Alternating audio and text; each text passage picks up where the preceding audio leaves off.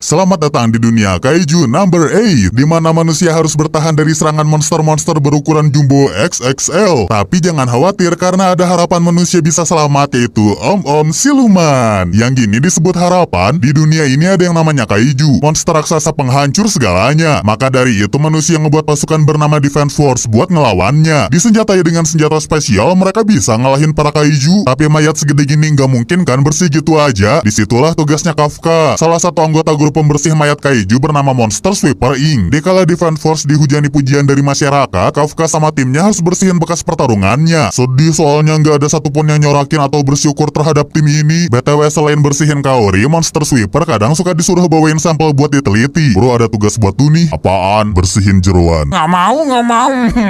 Ya inilah kehidupannya Kafka, si ABG umur 30 tahun. Oh iya, Kafka punya teman masa kecil bernama Mina. Beda sama si tua, Mina adalah kapten divisi 3 di Defense Force. Pas masih kecil unyu-unyu tukang maling jambu, keduanya janji bakal join Defense Force dan jadi pelindung manusia. Cuma namanya juga kehidupan, Kafka malah mentok jadi tukang bersih-bersih. Tenang, kerjaanmu tetap mulia kok bang. Keesokan harinya Kafka ke kantor kayak biasa. Si tua dikasih tahu ada member magang baru bernama Reno. Si tua ini dulu pengen jadi Defense Force loh dek. Malah diumbar si anjir. Ngedengar itu Reno kecewa karena di matanya Kafka kayak om-om yang udah nyerah. Ya gimana, umur Kafka udah ketuaan kalau mau join Defense Force. Udah kayak yang lamar kerja di mana aja. Hari baru, Kaiju baru, ya jeroan baru lah. Kafka lagi ya yang bersihin. Kan kemarin udah anjing. Tapi gak apa-apa lah, berhubung moodnya Kafka lagi baik. Ini nih habis lihat Reno mual-mual beres bersihin Kaiju. Gini-gini Kafka baik kok. Dia kasih Reno vitamin dan juga tips sumpel hidung pas lagi kerja. Ayo sini aku pakein. Oh! Gak kerasa matahari udah mau terbenam dan kerjaan pun hampir selesai. Reno juga udah gak belagu lagi. Berterima kasih atas bantuan Kafka. Sebagai bayaran udah ngasih tips, Reno ngasih info kalau batas umur pendaftaran di Defense Force baru aja dinaikin. Artinya Kafka masih punya kesempatan kalau mau daftar lagi. Wholesome banget deh mereka berdua kalau nggak diganggu sama Kaiju. Reno disuruh kabur sama Kafka, biar dirinya aja yang udah bau tanah ngehadapin ini. Kafka baru gobas jadi umpan, lari-lari dari monster di depannya. Selagi berlari, Kafka keingetan sama janji masa kecilnya dan hal itu ngebuat dia ngeberaniin diri puter balik ngelawan musuhnya. Meski hasilnya dia kepental jauh. Ya kali om-om biasa menang lawan ginian. Untung sebelum Kafka dilahap, Reno bantuin seniornya. Cuman tetap keadaan masih nggak berubah. Dua orang biasa nggak mungkin bisa menangin ini. Nasib baik Defense Force divisi Mina datang nyelamatin mereka. Sadar-sadar Kafka udah di rumah nggak sehat. Di kasur sebelah ada si becil magang juga. Penilaian Reno udah berubah. Baginya senior yang berani ngorbanin diri itu keren, layaknya pelindung manusia. Tapi responnya Kafka kok penuh sama teriakan ya. Ternyata Kafka lagi kesurupan Kaiju dan pas dibuka si ABG tua jadi begini. Keduanya panik makin panik lagi malahan gara-gara ketahuan kakek cepu. Sial yang bakal datang tuh divisinya Mina. Sebelum Defense Force datang,